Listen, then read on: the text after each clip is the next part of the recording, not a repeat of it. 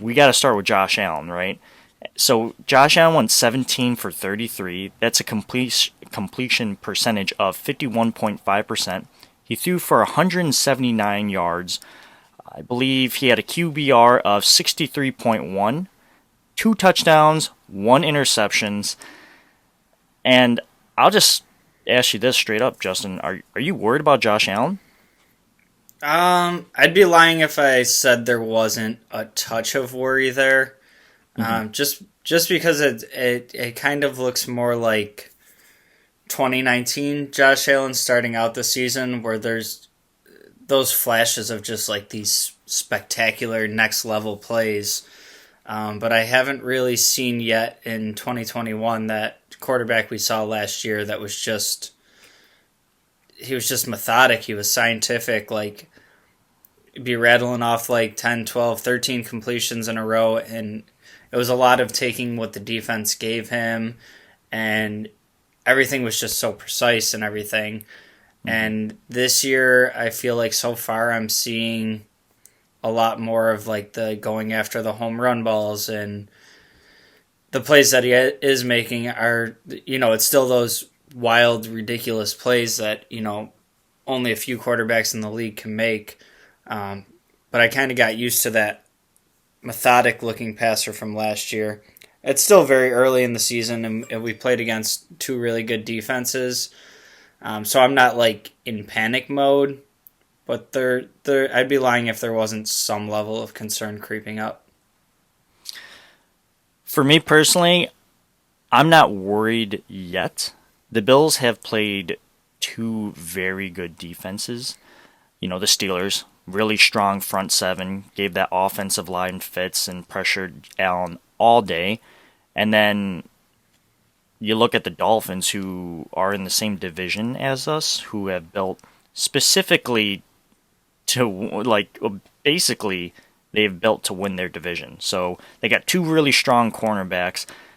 Like, their secondary, in my opinion, is significantly stronger than the Steelers' secondary. So I wasn't not expecting this, but I was expecting a little more production.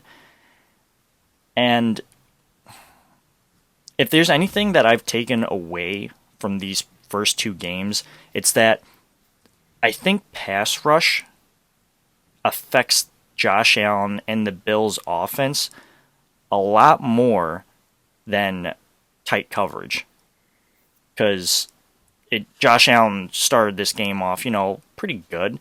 Went down the field, got a touchdown. Well, Singletary got in that touchdown. But in general, the offense just seemed like it was clicking much better when they didn't have that stout front seven down there, like breathing down their necks. Right, and this is the type of game for me where we talked in the off season about like, will we see a statistical regression from Josh Allen?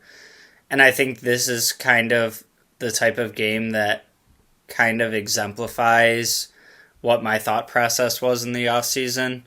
Of, we had contributions from the run game. We had 46-yard touchdown from Singletary, which is something we never really saw last year.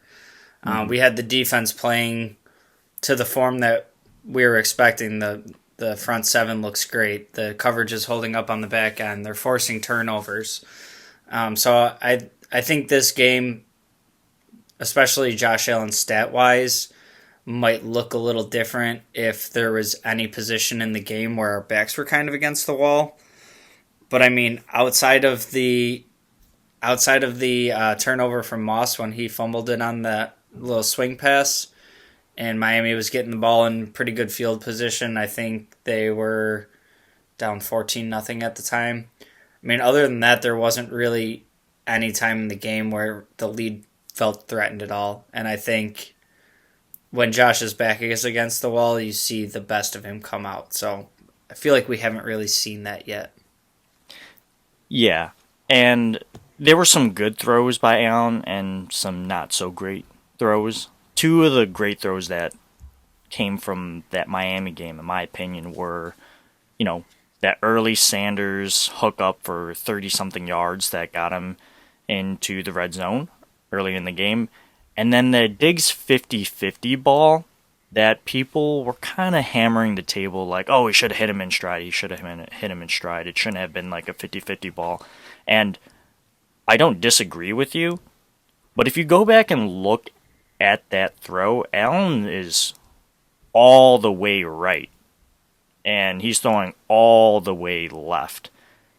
And that that's a long throw, and he still put it in a spot where only Diggs could get it, and Diggs got a highlight out of it. He mossed him, right? So I don't know. He mossed Howard. It was a great play, and I think at that point the morale of the Dolphins was already low, but it was like really dead at that point.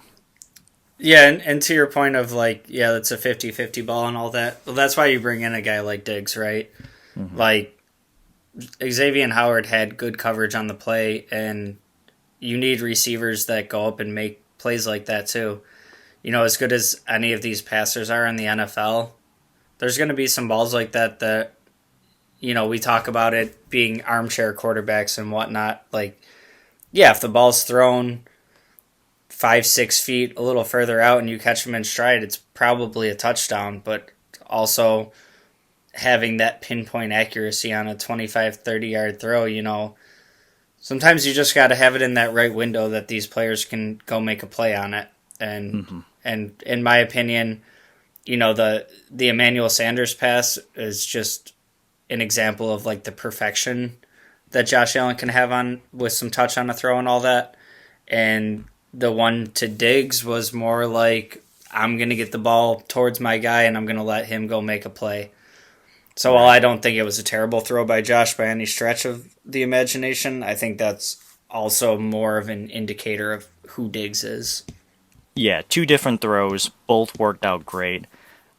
I guess if I had to nitpick, the one throw that I really didn't like was the Xavier Howard interception, obviously because we turned the ball over, but because it was behind Diggs on a in-breaking route, which Allen specifically said, hey, I need to work on this in the off season, and not to take anything away from him. I'm sure he's worked on it, but it just was unfortunate that he got an interception on something that he's on a pass that he's specifically aware that he needs to be better at, but still tried it. So, you know, good for you. You try, you're going to learn from this. But hey, growth mindset. What are you going to do better next time? Stay humble, stay hungry.